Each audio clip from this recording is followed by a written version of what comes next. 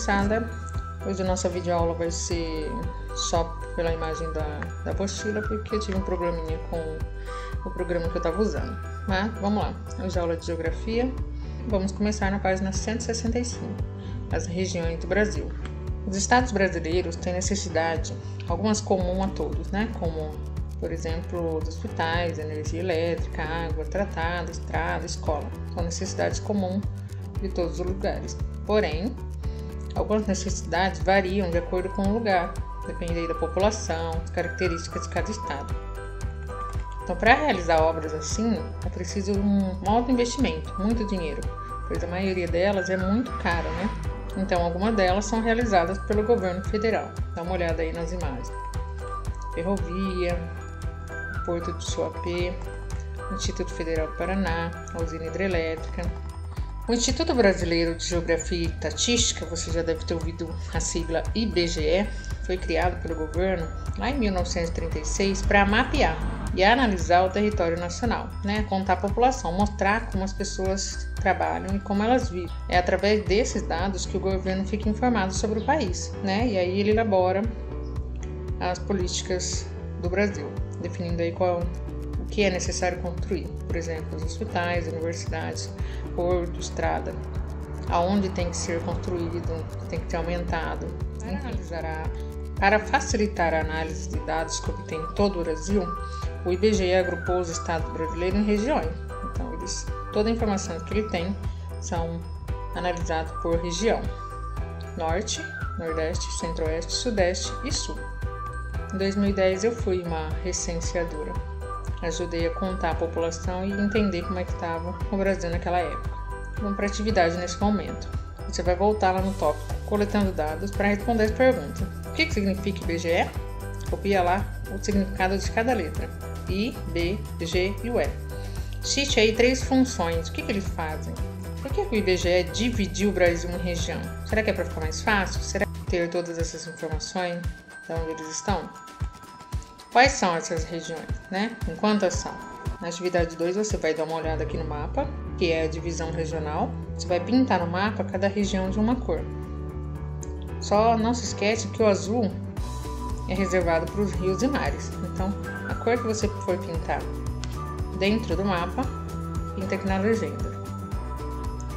Aqui embaixo, no sul, se você for pintar de amarelo, pinta a legenda aqui de amarelo e pinta a região sul de amarelo. Complete a legenda do mapa relacionando o nome das regiões e as cores. Então, já vai pintando e escrevendo. Sul pintou de amarelo, já escreve sul. E assim por diante. Aqui tem uma curiosidade que vocês podem ver depois, né? Um pouquinho sobre a história do IBGE. Aí nós vamos para a divisão regional e a sua história. A divisão regional, criada em 1942 pelo IBGE, foi feita levando em conta principalmente a semelhança das paisagens naturais, que eles tinham em comum: relevo, clima e a vegetação. Dá uma olhada aí no mapa, como foram divididos em 1942. Essa é a divisão feita em 1942. No decorrer do século, parte da população migrou do campo para a cidade e o Brasil se transformou. As cidades cresceram, aumentou o número de indústria, as ruas encheram-se de carro, casa, lojas, fábricas passaram a ter energia elétrica, telefone, computador. E aos poucos, mais e mais pessoas adquiriram eletrodomésticos, como a geladeira, fogão, gás, máquina de lavar e de secar. O Brasil estava se transformando num país urbano e moderno. À medida que o Brasil foi mudando, o IBGE foi fazendo suas modificações na divisão. Hoje em dia é utilizada a divisão feita em 1969. É aí que leva em conta a semelhança entre as regiões, não apenas em relação aos elementos naturais, mas também os aspectos sociais e econômicos.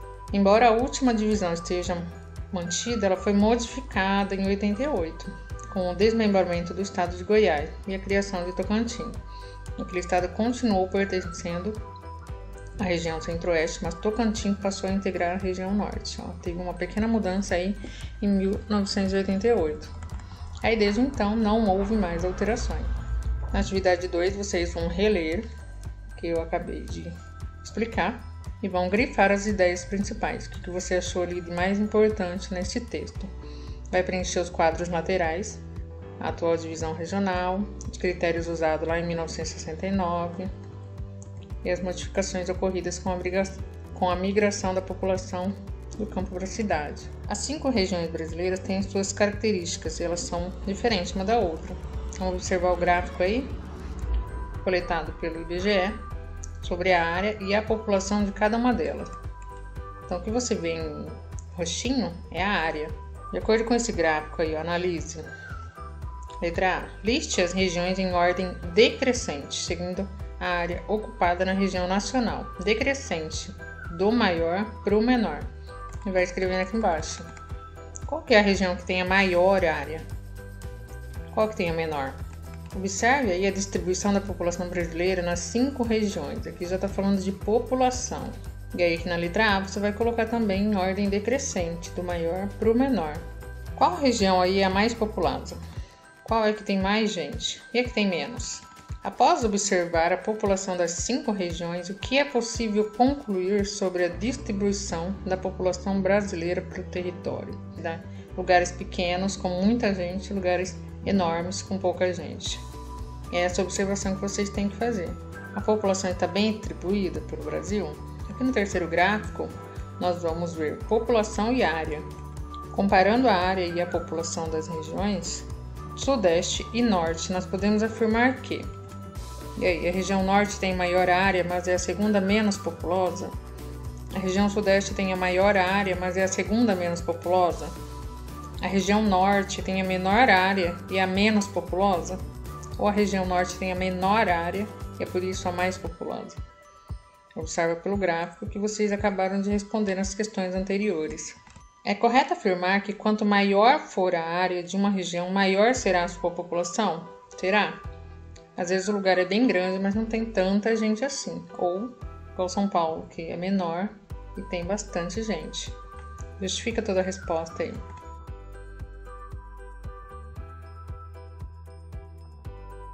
Então aqui é uma forma de a gente treinar as siglas e capitais.